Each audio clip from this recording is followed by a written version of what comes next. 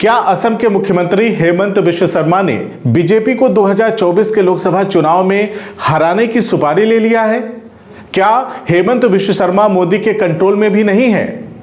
जो मोदी चुनाव से पहले सभी शंकराचार्यों को दरकिनार कर कल अयोध्या में प्राण प्रतिष्ठा कराने जा रहे हैं ताकि चुनावी समर में मंदिर मुद्दे को भुनाया जा सके, उस मुहिम को या उस राजनीतिक चाल को भी हेमंता बिश्व शर्मा खराब करना चाहते हैं।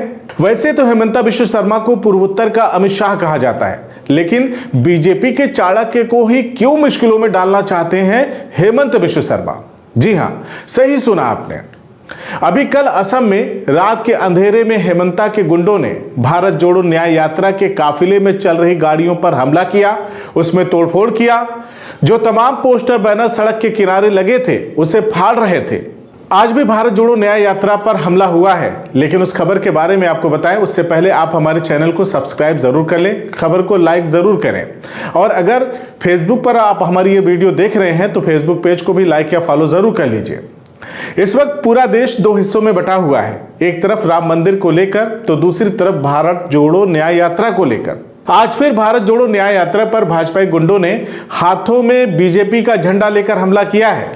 इस हमले से बवाल मच गया है। कांग्रेस की नेत्री सुप्रिया श्रीनेत्र ने अपने सोशल मीडिया प्लेटफॉर्म एक्स पर एक पोस्ट लिखी है। आज जब हमारा काफिला असम में रैली स्थल की ओर जा रहा था तब जुमगुरी हाट में हेमंता बिश्व शर्मा के गुंडों ने कांग्रेस की सोशल मीडिया टीम के कैमरामैन अन्य 2 सदस्यों पर भी हमला किया, जिसमें 2 महिलाएं भी शामिल थी। इन गुंडों ने कांग्रेस के महासचिव जयराम नरेश की गाड़ी पर से भारत जोड़ो न्याय यात्रा का जो स्टिकर लगा था उसको भी फाड़कर फेंक दिया। इसके साथ ही गाड़ी पर पानी भी फेंका। हेमंता की ये गीदड़ हरकतें करनी और करवानी छोड़ दो। सुप्रिया श्रीनेत्र ने आगे लिखा है, हेमंता ये गीदड़ हरकतें करनी और करवानी छोड़ दो। राहुल गांधी की भारत जोड़ो न्याय यात्रा को तुम और तुम्हारे गुंडे नहीं रोक सकते। तुम कायर हो और ये इसकी एक मिसाल है।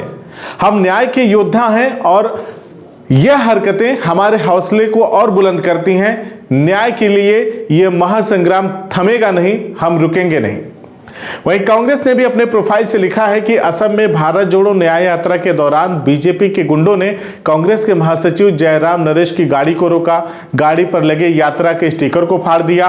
बीजेपी के गुंडों ने कांग्रेस सोशल मीडिया टीम के कैमरामैन और अन्य सदस्यों पर भी हमला किया, जिसमें 2 महिलाएं भी शामिल थीं। इन गुंडों के हाथ में बीजेपी का झंडा भी था। साफ है कि यह घटना सीधे तौर पर असम के मुख्यमंत्री के इशारों पर की गई है। भारत जोड़ो न्याय यात्रा को मिल रही सफलता ने बीजेपी की नींद उड़ा दी है। वे डरे और घबराए हुए हैं। यही वजह है कि इस तरह की कायराना हरकत पर उतर आए हैं। लेकिन हम इन गीदड़ भपकियों से डरने वाले नहीं हैं। कोई भी शक्ति इस यात्रा को नहीं रोक सकती। भारत जोड़ो न्याय यात्रा जारी है, न्याय का हक मिलने तक। इसी तरह से कांग्रेस के तमाम नेताओं ने अपने अपने तरीके से इस हमले के बारे में लिखा है और देश के लोगों से सवाल पूछा है कि क्या बीजेपी शासित एक राज्य में दूसरी पार्टियों के साथ ऐसा सलूक होगा कि बीजेपी के गुंडे हाथों में झंडा लेकर हमला करेंगे। खैर, आपको बता दें कि जो मणिपुर पिछले कई महीनों से सिविल वार की चपेट में है और पीएम मोदी मणिपुर में जाकर पीड़ितों के आंसू पोंछने के बजाय मंदिर मंदिर घूम रहे हैं। बाकायदा उनके मंदिर दर्शन की वीडियो प्रसारित करवाई जा रही है। सबको धर्म की चाशनी में डुबाकर सब चंगासी बताना चाह रहे हैं। वहीं कांग्रेस ने वहीं से भारत जोड़ो न्याय यात्रा की शुरुआत की है और यह बताने की कोशिश की है कि ऐसे मुश्किल समय में हम मणिपुर के लोगों के साथ हैं, हम उनके आंसुओं को पोंछेंगे। आम जनता भी कहीं ना कहीं इस यात्रा को हाथों हाथ ले रही है। यात्रा को अगले पड़ाव में असम जाना था और असम के मुख्यमंत्री को यह बर्दाश्त नहीं हुआ। वहां से यात्रा जैसे ही असम में पहुंची वैसे ही हेमंता बिश्व शर्मा को जैसे आग लग गई। धमकी भरे अंदाज में हेमंता ने कहा कि FIR करवाकर जेल में डलवा दूंगा। तो जवाब में राहुल गांधी ने भी हेमंता को देश का सबसे भ्रष्ट CM करार दे दिया। इसके बाद तो असम के मुख्यमंत्री ऐसे तिलमिलाने लगे और जिस भाषा का इस्तेमाल किया उसे सुनकर ऐसा लगने लगा कि जैसे असम भारत का कोई प्रदेश या राज्य नहीं है बल्कि हेमंता के बाप की बपौती हो। हेमंता की परेशानी क्या है आप भी सुनिए।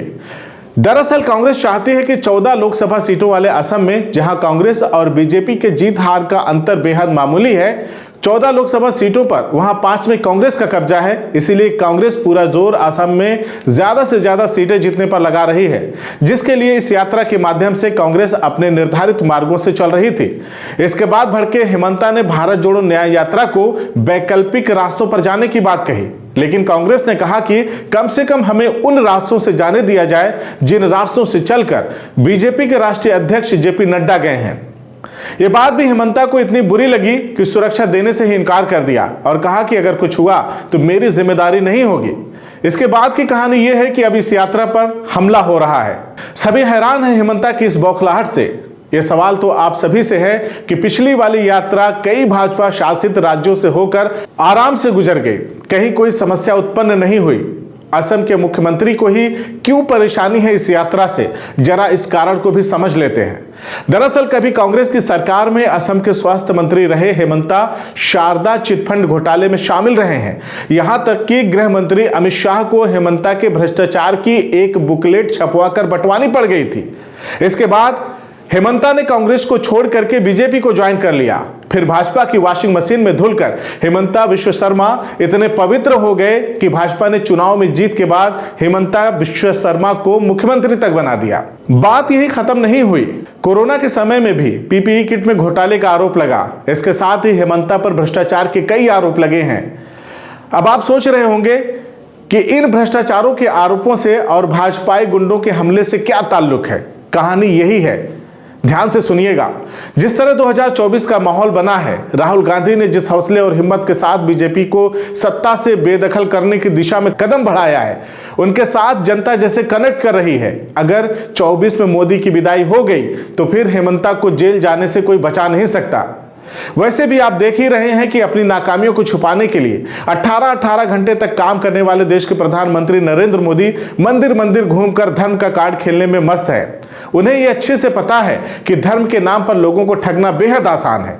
नहीं तो जब पूरी बीजेपी अयोध्या में है तो दक्षिण भारत में मोदी मंदिर मंदिर क्यों घूम रहे हैं।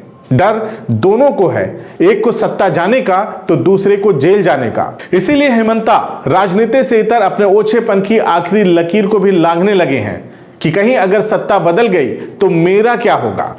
आप क्या सोचते हैं इस खबर के विषय में, हमें कमेंट करके जरूर बताएं। और जो भाजपा की तरफ से हेमंता विश्व शर्मा के लोग हमला कर रहे हैं कांग्रेस की इस यात्रा पर, उस पर आपका क्या कहना है, हमें कमेंट करके जरूर बताएं। धन्यवाद।